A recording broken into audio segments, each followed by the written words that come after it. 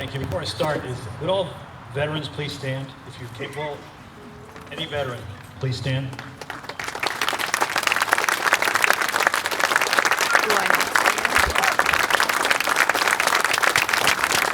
If you couldn't stand because of your condition, please raise your hand so we can recognize you also.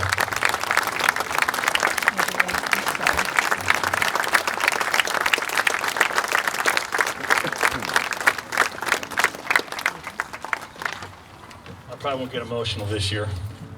Kind of changed it up a little bit so I don't start crying like a baby up here again. So, anyway, good morning and welcome to the 2025 Memorial Day Remembrance of those who served our country and no longer with us. Memorial Day is a solemn tribute to many lives lost, and this day has been and continues to remind us of those that gave all, those that did not come home. Today we honor the courage, sacrifice, and enduring legacy of men and women who gave their lives in service to this country. We also want to remember veterans by visiting cemeteries, memorials to mourn the military personnel who died in the line of duty. Today volunteers will place American flags on the graves of those military personnel in national cemeteries. When we look at the Veterans Monument, we are reminded of those names that served in times of war and peace. We also see the names that did not come home from war to their families. Those that never had their own families to grow old with, who never saw the changes in our country, good or bad, who never were able to realize what their sacrifice meant to those they left behind to pick up the pieces of shattered families. As of February 2011, there are no surviving veterans of World War I. The last confirmed veteran, Frank Buckles, an American ambulance driver, died on February 27, 2011.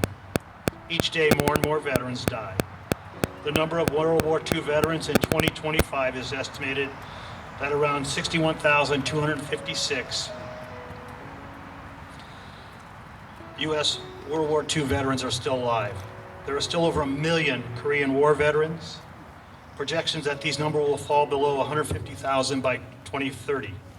Of the 2,709,918 Americans who served in Vietnam, less than 850,000 of those veterans estimated to be alive today. An estimated 1.68 million veterans from the Gulf War Operation Desert Storm are still alive. This represents the approximately 75% of the 2.25 million service members who were serving during that time.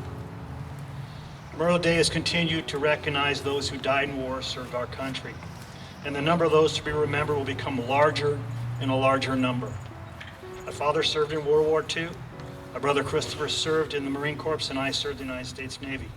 Sadly, my father and brother both passed and did not live long enough to see this monument or bench behind me on the north side of the flagpole. I spent time at the bench reflecting about the times we shared together and the life lived in service to our country and community. Many of us here or remember Ray Davis. Ray came to Upland in 1936 from Arkansas. Ray met Eloise at church and they soon married. World War II started and Ray was called to service and deployed to Germany. There, Ray suffered a devastating injury in combat that left him paraplegic. But that injury did not define Ray Davis. Ray defined what it means to adapt, to persevere, and to serve in new ways. While recovering at the VA hospital in Van Nuys, he learned the art of watchmaking and repair, a skill that would soon become the foundation of his post-war life. With quiet determination, he mastered his craft and returned to Upland. Reunited with Eloise and his family, they settled into military housing in the Los Olivos area. While Ray returned to Upland, he was honored as a hometown hero at a ceremony held at the newly opened Grove Theater. Raymond Street in Upland is named in his honor, located between 8th and All Street and campus in Berlin, just north of the 10 freeway. And in true show of community spirit, neighbors came together and helped build Ray a modest home on 4th Avenue. Ray opened Davis Jewelers on 2nd Avenue in downtown Upland, a shop that quickly became more than a business. It was a gathering place, a symbol of resilience, and a reflection of its founder, skilled, kind, and always full of optimism. With every watch he repaired and every customer he greeted, Ray was not just building a livelihood, he was building community. Even as he faced the daily challenges of his disability, Ray never let him hold him back. Ray seemed to know everyone in Upland, and everyone knew him. As a man of unwavering cheer, quiet strength, deep integrity, and genuine kindness.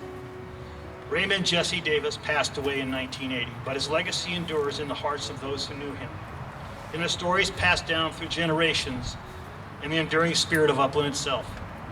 Ray is one of the many veterans we honor on this Memorial Day. Ray not only gave some, but Ray gave all he could on the battlefield and still came home to live a service to his community. A man who showed us that true strength is not just found in what we endure, but how we choose to respond. The list goes on. As an Upland High School graduate, we also remember our alumni who gave their lives so long ago in the Vietnam War. Wayne Bennis, Fred Dreyer, Epi Lara, Ron Pant, Johnny Ragone, David Denton. I want to share a story from Max Rexford. Max is a political consultant, attorney, and a former Yolo County supervisor. Max spoke about U.S. Marine Corps Sergeant Robert Cottle. They served together in the 4th Force Reconnaissance when Sergeant Major Cottle was a gunnery sergeant.